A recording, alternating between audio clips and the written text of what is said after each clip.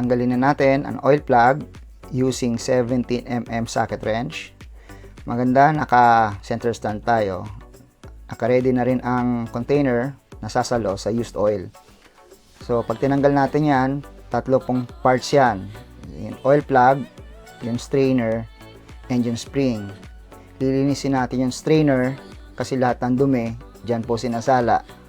Pati yung plug nya, bago natin ikabit ulit, lilinisin natin pati yung spring. So hayaan lang natin tumagas yung langis hanggang konting tulo na lang, tapos maya-mayang konti itatagilid natin yung motor para maubos lahat ng langis sa makina.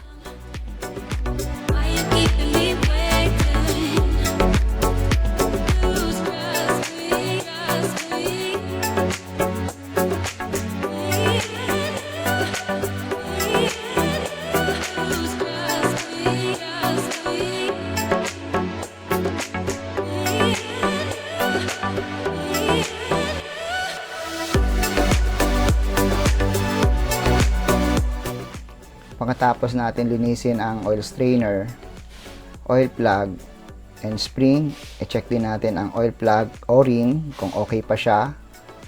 Then, ang gagamitin natin ditong tools is 17mm na socket wrench.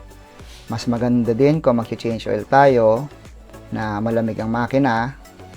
And then, pag hinigpitan po natin siya, wag sobrang lakas po na higpit, yung sakto lang para hindi po masira ang oil plug.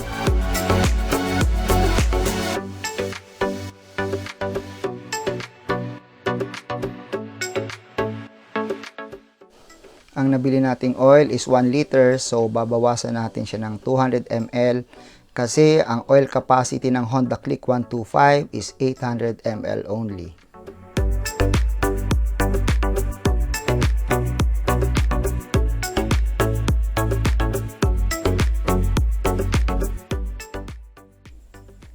Pagkatapos natin linisin ang oil plug niya, strainer and spring, binalik na natin siya.